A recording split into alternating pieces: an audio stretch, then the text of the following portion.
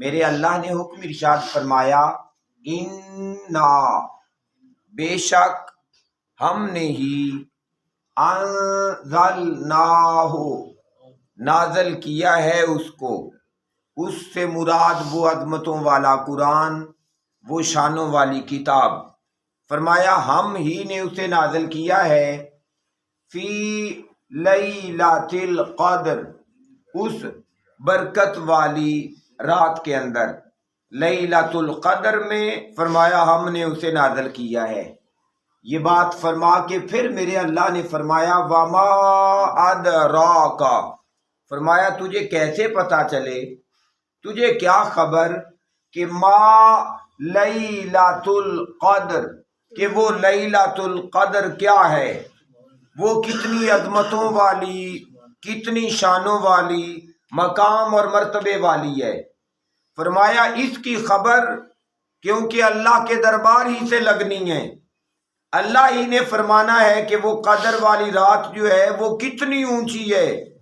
فرمایا اس کے علاوہ ایسا کوئی سورس نہیں ہے جہاں سے حقیقت میں پتہ چل سکے کہ جس رات قرآن نازل ہو رہا ہے، قرآن کی عظمت تو اپنی جگہ پہ، صرف جس رات نازل ہو رہا ہے وہ رات کتنی اونچی ہو گئی ہے۔ تو فرمایا تمہیں کیا خبر؟ یہ بات فرما کے پھر میرے اللہ نے ارشاد فرمایا لیلۃ القدر، ہاں یہ ہے پتہ کی بات۔ فرمایا وہ جو رات ہے لیلۃ القدر، فرمایا خیر، وہ زیادہ بہتر ہے، من الف ہزار شہر، مہینوں سے۔ فرمایا وہ 1000 مہینوں سے بھی زیادہ افضل، عزت اور شان والی رات ہے، وہ اتنی اونچی اعلیٰ اور عرفہ رات ہے۔ کہتے ہیں کہ بنی اسرائیل کے اندر ایک بندہ تھا اور وہ بندہ 1000 مہینے تک دنیا و ما فیہا سے کٹ کے اللہ کے ساتھ تعلق بنا کے بیٹھا رہا۔ اس کا واقعہ سنایا گیا امت محمد صلی اللہ علیہ وسلم کو، تو صحابہ کرام بولے یا رسول اللہ صلی اللہ علیہ وسلم، وہ جو بندے جو اتنی زندگی اللہ کے ساتھ جڑے رہے، وہ تو بڑی عزتیں، بڑے مقام اور بڑے مرتبے پا گئے۔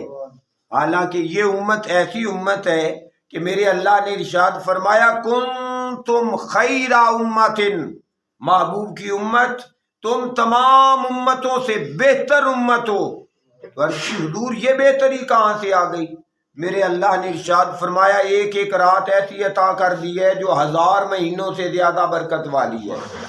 بندہ ایک رات ادب اور احترام کر لے، ایک رات عبادت و ریاضت کر لے، ایک رات اللہ کی فرما برداری کر لے، تو وہ ایسے ہے کہ جیسے اس نے 1000 مہینے سے زیادہ اللہ کی عبادت کر لی ہے۔ اور یہ جو بندے کو شرف نصیب ہو رہا ہے، کیوں نصیب ہو رہا ہے؟ اس رات کو اتنی عزت ملی ہے کہ یہ 1000 مہینے سے بہتر ہو گئی ہے۔ وجہ کیا ہے؟ صرف ایک ہی وجہ ہے کہ اس رات کے اندر قرآن نازل ہوا ہے۔ تو قرآن کے نزول نے، حالانکہ راتیں ساری راتیں اللہ کی ہیں، قرآن کے نزول نے اس رات کو اتنا اونچا کر دیا، تو قرآن کے نازل ہونے کی وجہ سے رات کو اتنی عزت مل گئی۔ پھر دیکھیں وہی قرآن میرا اللہ ارشاد فرماتا ہے کہ میں نے اپنے محبوب کے سینہ اطہر کے اوپر نازل فرمایا ہے۔ جس رات میں نازل ہوا وہ اتنی اونچی ہوئی، تو جس سینے پر نازل ہوا ہے وہ سینہ کتنا اونچا ہوگا؟ وہ محبوب کریم صلی اللہ علیہ وسلم جس کی نسبت سے رمضان ملا، جن کی نسبت سے قرآن ملا، ان محبوب کی عظمتوں اور شانوں کا اندازہ کون لگا سکتا ہے؟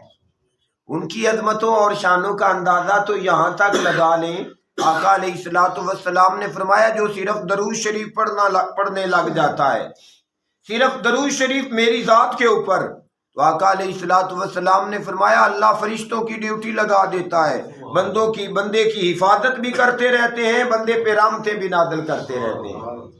گویا صرف درود شریف پڑھنے والے کے فرشتے اللہ تبارک و تعالی نوکر اور خادم بنا کے اس کے گارڈ بھی بنا دیتا ہے اور اس پہ رحمت نازل کرنے والے بھی بنا دیتا ہے۔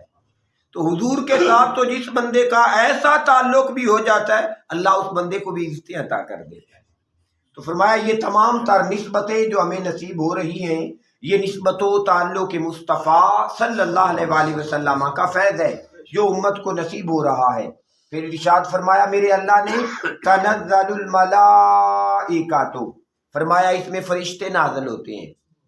جب یہ رات ہو جاتی ہے ادھر سے غروب آفتاب ہوتا ہے، جیسے سورج غروب ہوا فرشتوں کے نازل ہونے کا سلسلہ شروع ہو جاتا ہے، اور فرشتوں کے نازل ہونے کے ساتھ ساتھ فرمایا والروح، اور وہ روح الامین حضرت جبرائیل امین اللہ تعالیٰ کے حکم سے وہ بھی نازل ہو آتے ہیں، وہ بھی دنیا پہ آ جاتے ہیں۔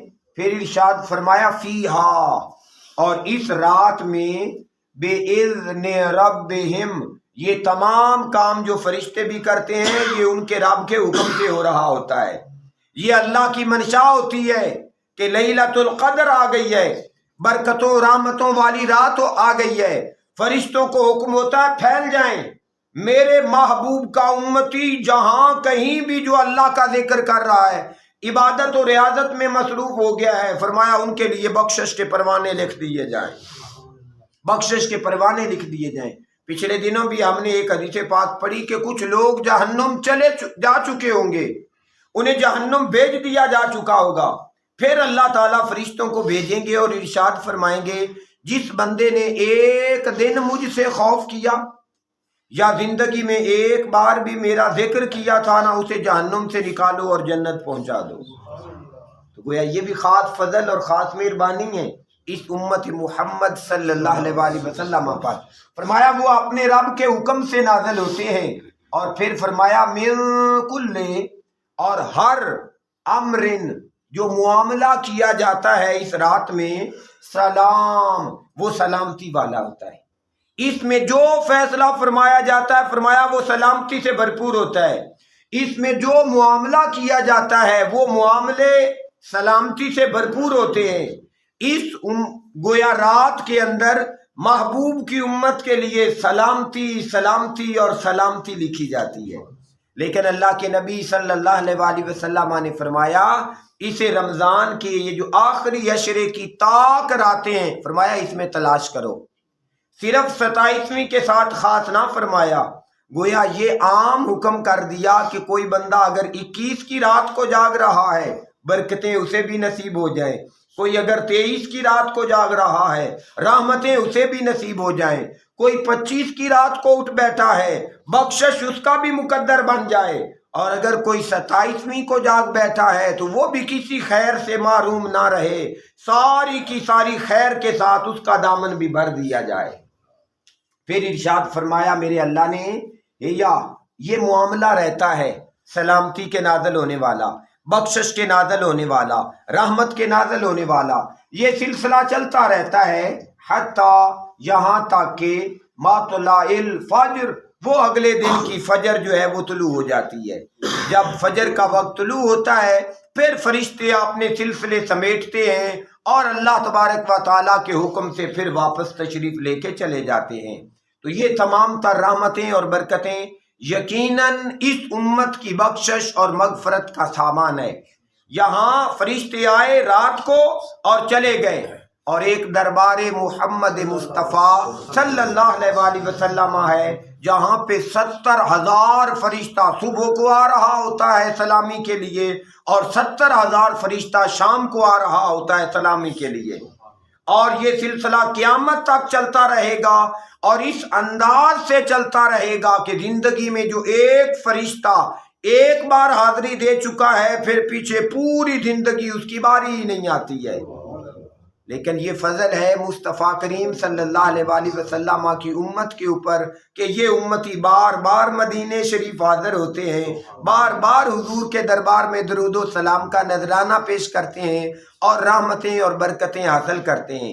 اللہ تعالیٰ سے دعا ہے کہ میرا اللہ ہمیں بھی زندگی کے اندر یہ سعادت بار بار نصیب فرمائے۔ اللہم صلی علی